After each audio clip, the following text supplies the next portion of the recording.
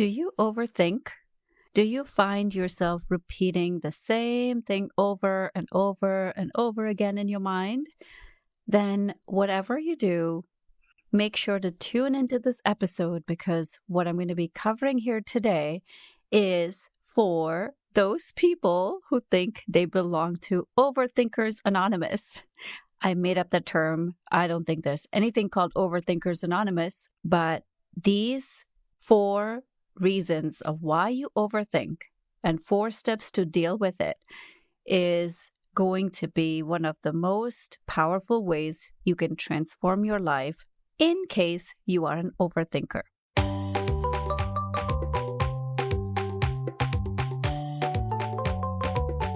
Welcome to the Create Your Vibrant Life podcast.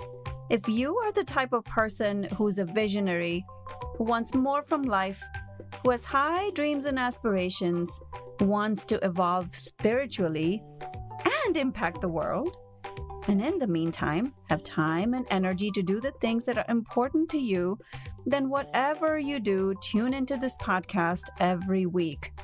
I'm your host, Padma Ali.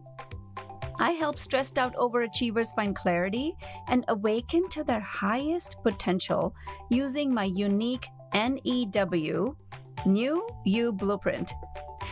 I combine neuropsychology, energy healing, and wisdom to create long-lasting changes, and that's what I bring to you in this podcast. I've had a successful career in the field of psychology for over 20 plus years, along with extensive training and experience in ancient healing practices, which I now bring to my coaching work with my clients. And that's what inspired me to do this podcast, to bring this knowledge and wisdom to the world. So I'm incredibly grateful for you to be a part of this journey with me, and I'm so excited to serve you. So welcome.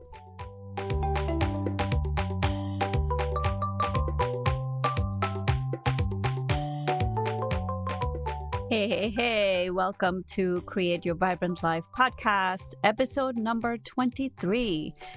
Wow, I can't believe it's already 23 episodes in. And this week's episode is all about overthinking. You know, you may or may not have realized that overthinking is much more of a common problem than you think it is. You know, I used to be a classic overthinker in my early days. I used to see very many overthinkers in my therapy practice as well. And the current state of affairs, I am noticing a lot more people around me overthinking their heads off. And by now, you may have already realized that overthinking and problem solving are not the same, even if your brain wants you to think so. The brain is a very tricky organ. And what I've noticed is that the brain often thinks that if you overthink something, a solution will arise. And it never does it? In fact, it makes it worse, doesn't it? So in this episode, I am going to go a little bit heavier on the brain aspect, as in my opinion, overthinking is a problem of the brain. So, are you ready? Are you ready to dive in? So let's identify what is overthinking. And here is the truth, right? We all overthink from time to time. Let's be honest, we all do overthink. It's part of the decision-making process. But I'm talking specifically to those of you who just can't get off the train of overthinking. Those of you who wake up at odd hours at night with thoughts circling in your head that just won't stop. And when you wake up, you're filled with the same thoughts that then turn into anxiety. And that could be anything from what may have happened or what could happen. The what if thoughts that replay constantly the same incident over and over and over again. The worry thoughts, the thoughts about the future that just won't shut off. The thoughts about the past mistakes. The thoughts that will keep replaying as though you're in Groundhog's Day, right? If that's you, I invite you to stay with me because the information I have today for you is not only going to help you figure out how to stop overthinking, but it's also going to blow your socks off because you may have never realized that overthinking is not you. Yeah, it's not you. It's not you. It comes from your brain. Now, you may have heard me reference to this time and time again in this podcast. The brain and the mind are separate. And that leads me to the first reason of why most people overthink. So in this episode, basically, I'm going to cover 4 reasons of why people overthink and 4 steps to overcome overthinking. So the first reason, it's not you, it's your brain. Now, you may argue with me saying your brain is you. Yes, it is. Of course, it's attached to your head. It's attached to your body. It's attached to your name. Yes, it is you. But stay with me. I'm being silly here, but stay with me for a minute. The function of the brain, not your mind. These 2 are 2 different aspects, and I'm not going to cover specifically what the mind does and what the brain does. But the brain, the function of the brain is to help you survive. It's that same part of you, your brain, that even if you haven't driven in a year, you get into a car and you know exactly what to do. You haven't ridden a bicycle in years and you get on a bicycle, you know exactly, your legs know what to do, your body knows how to balance, and you just get on the bike and you go on. It's that same aspect that allows you to brush your teeth every morning, and you're not sitting there or standing there in front of your mirror wondering what the heck is this thing that has some bristles. Just imagine, like, if you didn't know what a brush was, or if you've never seen a brush in your life before and you never knew what it was, that is the function of your brain. It reminds you to do the same things over and over and over again. It's focused on survival. It's focused on helping you stay alive. So you don't have to know what to do. It's the same thing in you that, like you get in the car and you drive and suddenly you are at your work and you didn't even know how you got there because your brain's so programmed to just do that. So here's the thing, right? When your brain perceives as anything that's a threat to your survival, whether it's real or perceived, it's going to do whatever it takes to make you live. I know that sounds so dramatic, doesn't it? Live and survival. But let me explain. Now, let's say there's a woman, Jane. Okay, she's married, she has kids, lives a pretty good life. Now, let's assume that her partner is pretty opinionated, which often sounds like criticism to Jane. And Jane is often affected by criticism because of her upbringing. It doesn't sit well with her. Now, Jane wants to buy something for herself and she knows her hubby's reaction. Her brain may most likely perceive that to be a threat, even though logically there is no real threat. It's just words, right? But it's no real threat. But her brain most likely will perceive that to be a threat. And the brain cannot differentiate between a real threat to the survival of someone and something that feels like it's going to affect survival. And Jane is probably one of those people who will classically overthink because of this. Now, where am I going with all this? The brain job is to help you survive. So whether it's perceived threat, whether it's physical danger or it's emotional danger or whatever that feels like survival threat, it's going to make you overthink. And I'm just going to mention this just so that you have a sense of what is the differentiation between the mind and the brain. The mind is the bigger state of consciousness. It's the universal mind, the divine mind, the larger consciousness. That is what you tap into when you're meditating, when you're in a mindful moment, when you are not in a state of anxiety or fear, or like when you're in the more calm state. That's the mind, that's the larger mind that you tap into.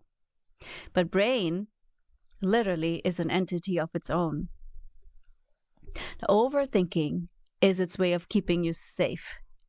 If you're prone to anxiety, the brain might perceive overthinking as a way to solve that problem. So in the case of Jane, she's probably overthinking, making sure that, oh, I want this. No, my husband's going to get angry. He's going to say something, blah, blah, blah, blah, blah, blah. And then she's going to classically overthink. Can you see the connection? Right? Can you see that it's the brain knows how to keep you safe by going over that issue over and over again in the hopes that a solution might arise? Whenever there's a trigger in the environment, it literally cues the neurons to fire the overthinking circuit, because that's what you've programmed your brain to do, not your mind, your brain to do.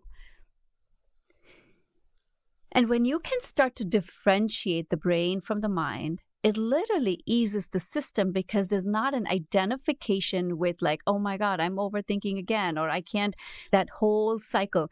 Think about a time when you have overthought something, like you keep repeating that thing in your mind over and over and over and over and over again, like you keep thinking about it and thinking about it and thinking about it. How does that feel? It feels horrible, doesn't it?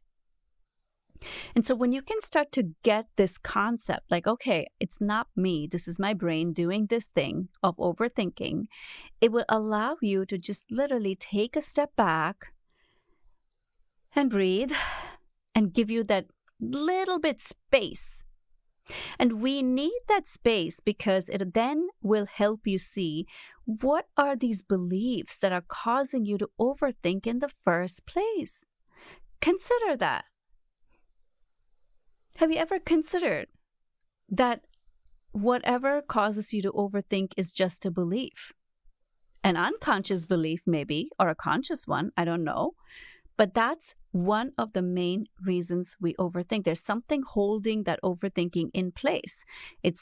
That brings me to the next reason of why we overthink, which is habit. Have you noticed, this is the second reason, have you noticed that when you think about a situation that bothers you, the more you think about it, the more upset you get?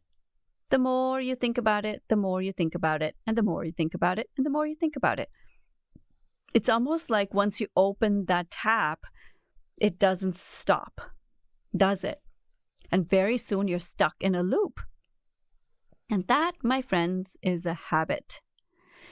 This is the second reason. The habit is, again, the function of the brain. It's so needed, right? Like we need the habits, like I said, the toothbrush analogy. Like if you're getting up every morning, wasting 10 minutes of your day trying to figure out what this instrument is, it's just a waste of time. Habit is so needed. This is why if you look at your life, you'll be like, I wake up at this time, I get up, I do these A, B, C, D steps every morning without even thinking. Like you may want to brush your teeth first and go to the bathroom, go drink water. Like you have these rituals that you do, which are completely habit-based. And most of these habits are unconscious. And that is also the detriment of habit. This reminds me of something a client told me, that something happened in her life 14, 15 years ago when someone close to her lied to her. And every time she had to interact with this person, that incident almost played like a button was pressed. That's habit. Every time she would see that person or talk to that person, that incident of when she was lied to would play in her mind. And that connects it with the first thing, which is survival, right? Like it's trying to protect you. That's habit. And then and then she would think about it and feel bad and think about it and feel bad and think about it. It like almost got her stuck in that loop. And that's the power of emotions and feelings. It reinforces that habit. Emotions are so addictive. Behind every thought, there's an emotion. And so when you think something and there's an emotional component to that, it reinforces the thought. And the thoughts are nothing but overthinking, right? Like when you keep thinking about the same thing over and over again. The emotions are literally like a fuel for the car. It drives the thinking. Now, here's the piece. The brain is not insane. It doesn't want to just torture you by replaying something over and over and over again that has upset you. That's not why it's doing that. Now, that brings me to the third reason why most people overthink, which is there is some need that hasn't been met, which is why those same thoughts get played over and over again. What is that need? That's the third reason why most people overthink. So I'm going to give you an example. I'm going to go down my memory lane. Like I said before, I could have labeled myself as an Overthinkers Anonymous, or I could have enrolled myself in Overthinkers Anonymous when I was young, because I was plagued with anxiety. I've shared that pretty often in these podcasts. Anxiety used to be my thing, and anxiety is nothing but thoughts playing over and over and over again, aren't they? So this is an interesting example. I was in my 20s. It was a long, long time ago. We were visiting a friend. I had my baby nephew with me. He was a newborn. He's now 20, so you can see how long ago this was. And that friend that we were visiting had a toddler. We're all chatting and we're all just hanging out, just having a good time. The toddler grabbed my newborn nephew. Like toddlers do. That toddler was just being a toddler. And instinctively, my protective mechanisms took over. I rushed and I pushed the toddler away. And she fell. She didn't hurt herself, but, she fell. And all this happened in a split second, okay? Her mom came in. Her mom came to her. Her mom, who was my friend, got a little bit upset, of course, mommy instinct, like I was having mommy instincts towards my nephew, and my friend, who was this toddler's mom, was also having her mommy instinct. Oh, and she had a reaction. All normal, all fine. But here's the thing. This is how I'm connecting the story back to the third reason. The third reason, here's what happened, okay? And when this whole thing happened, everything was fine. The evening ended. We went home. But here's where it started. I thought about that situation over and over and over again. Oh boy, did I rethink that situation. Do you know why? Can you guess? And this is where the third reason comes in. There was a need. There was something that didn't feel complete. And oftentimes it's a need. Behind every anguished emotion, there's often a need that hasn't been met. You may have already seen that in your own life. Think about it. Think about anger, frustration, anxiety. And in this case, for me specifically, there was a need of wanting to be liked. I was worried. The reason I was rethinking that over and over again and driving myself insane and feeling so anxious was because I was worried that my friend wouldn't like me. It was so deep-rooted. I didn't even know. That was what was driving it. There was a deep-rooted need of wanting to be loved, liked, accepted, whatever, right? Those primal needs. But at that time, my brain was replaying it over and over again because I could find a solution of either correcting the situation or finding a solution for somehow not feeling the way I was feeling. At least that's what the brain thinks it's doing, right? The answer, you won't find any of those things by overthinking. But the brain doesn't know that. It played it over and over and over again for that reason. All was fine. I talked to my friend later on. We figured it all out. But whatever, right? The bottom line is this story stuck in my head for so long because of that one thing. And it was nothing. But this is how the brain plays a role in overthinking. So start to notice, what is the need that isn't met when you're overthinking something over and over again? The fourth reason why most people overthink, this is a really good one, guys. So good, so good. And many of you may or may not relate to this, but I think this is a really good one. It is to not make a mistake. How many of you fall into the trap of making a right or wrong decision? That fear of being trapped, right? When you make a wrong decision, you're going to be trapped. This is a huge one for so many people, making the right decision. That's why so many people overthink, don't they? And have you noticed that you often go back and forth when you're trying to make the right decision? And many overthinkers get stuck here because they feel that if they make the wrong decision, something bad will happen. Can you relate to that? And by now, you may or may not have already realized that there is no such thing as right and wrong, is there? It's all about course correction. We make a choice, it doesn't work out, we find another choice. But many overthinkers can't relate to that. Many overthinkers will argue that there is right and wrong. There is a right choice and a wrong choice.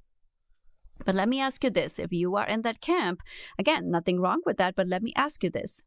Do you think that people like Arianna Huffington or Elon Musk or Indira Nooyi, who probably have to make gazillion decisions in a day, do you think that they get stuck in making the right or wrong decision, or they get stuck with overthinking something?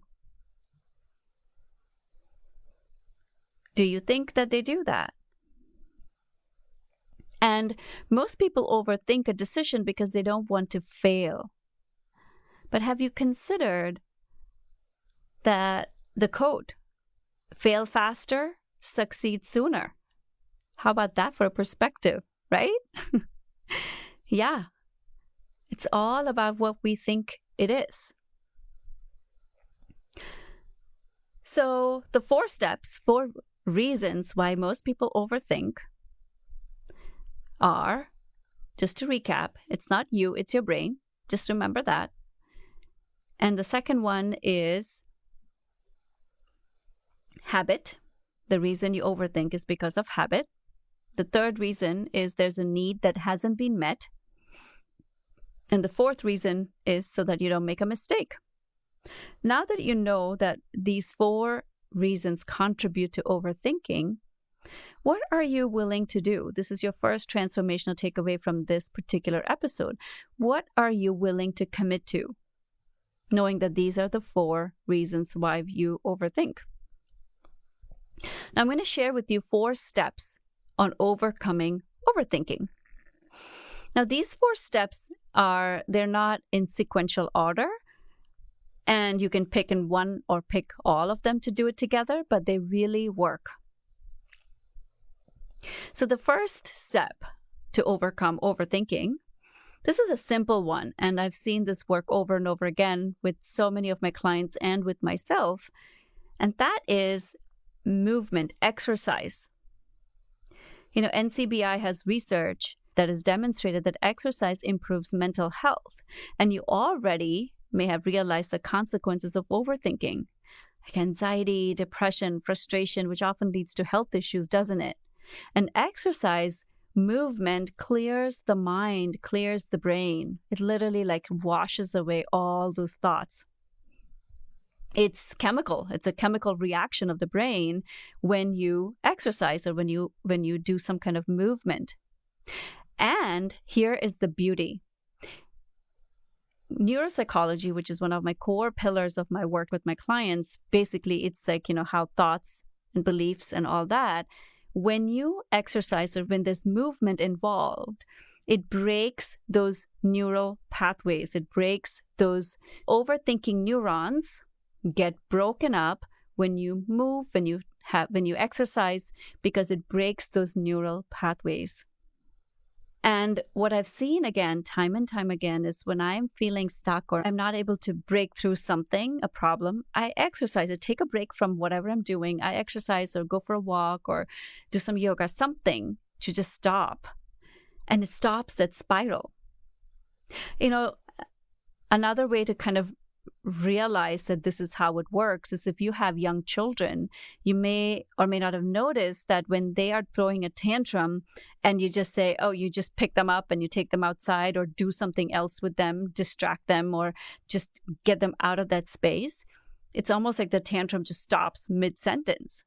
That's what happens. It breaks that habit. It breaks that neural pathway from firing. It's the same reason that would help with overthinking as well. Because what's happening when you move or when you exercise, when I'm calling movement, because some people like exercising, some people like going for walks, like whatever, like you're just basically moving. When you do that, it also moves your attention from where you're at, whatever is causing you to have that anguish, to something else. And that is vital in breaking those patterns, isn't it?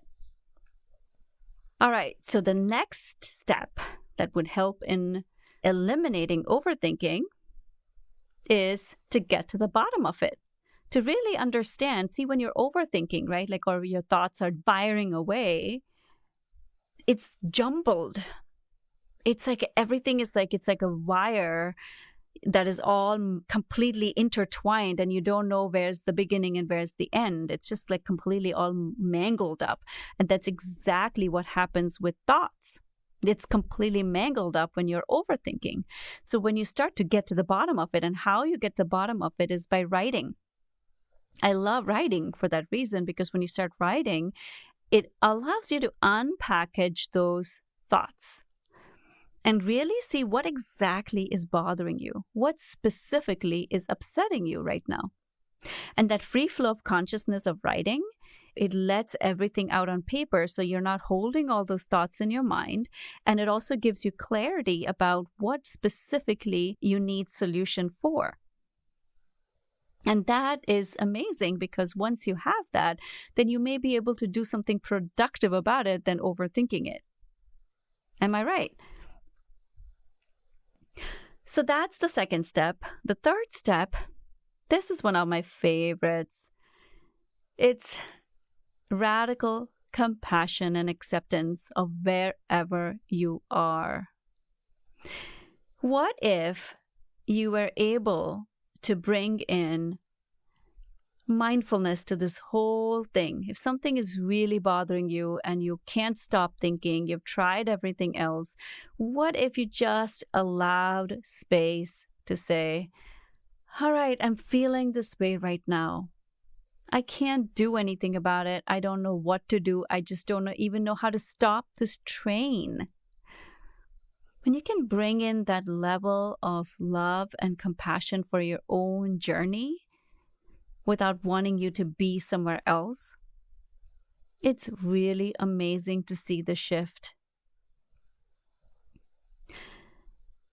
There's a balance of taking action and being. I'm all about taking actions. It's one of my ways of creating change with my clients and with myself too. But this piece, when you slow it down, when you can just allow yourself to be wherever you're at, that piece is so vital in creating change. You know why? Because it helps you access wisdom, inner wisdom and universal wisdom, which then gives you clarity on what specific actions to take. But that cannot come if you are beating yourself up saying, I shouldn't be feeling this way. I shouldn't be doing this. I don't know why I'm doing this over and over again. When you start beating yourself up, it is detrimental to the process. So instead, hold space. Radical compassion and acceptance. And that allows you the space to surrender. It's about also saying, I'm letting this go. I'm not holding on to this anymore. It's a skill that will require practice. We're so programmed to be doers in this society, but the more faster you realize that being will get you to where you want to go faster than doing, It's going to be an easier journey for you. All right, that brings me to the fourth and final step, which is about releasing. See, when we are stuck in a thought that replays it over and over and over again, whatever that is, whether it's a hurt situation or something that you haven't found a solution for as yet, or something that is worrying you, that's usually what we overthink about, don't we? This fourth step is all about doing rituals to just release it. One of my favorite things to do is writing it down and then just tearing it into pieces, or even in a safe place, burning it. Because there's something very powerful about saying, okay, here is my problem. Here's the issue I'm struggling with, and I can't get it out of my mind. Here it is. I'm surrendering this. And surrendering that can mean burning it up. Or another thing that I love to do is stand in water and just imagine all these thinking and beliefs and anything that's no longer serving me just washing away from the bottom of my feet, just flowing into the water. It's really, really powerful. If you want to stop overthinking, if you want to stop feeling anxious and constantly driving yourself to the ground by overthinking, then do these 4 steps and share with me. Share with me on social media. Share with me, especially on Instagram stories, and tag me. Share with me your experience and what this was like to do that. Because I know it's very powerful. And when you can create a habit about doing these things, it will stop you from overthinking. It will stop you from driving yourself to the ground. And if you found this podcast to be useful and helpful for you, please subscribe and invite your friends to do that. And if you're the kind of person who wants to help others, please share this with your friends and invite them to listen to this as well and write a review. I would love that. I'm so appreciative of everyone who has written a review. I've had some really, really lovely reviews. I'm so grateful for all of you listeners. Thank you so much. And thank you so much for being a part of this tribe. And I will connect with you next week. Thank you so much for tuning in and listening to this podcast. Make sure to tag me on Instagram at Padma Ali to share your takeaways from this episode. And lastly, share with your friends and family so they can also benefit from listening to this podcast. For more tips, go on to our website, padmaali.com, and connect with me at the next episode. Take care. Bye.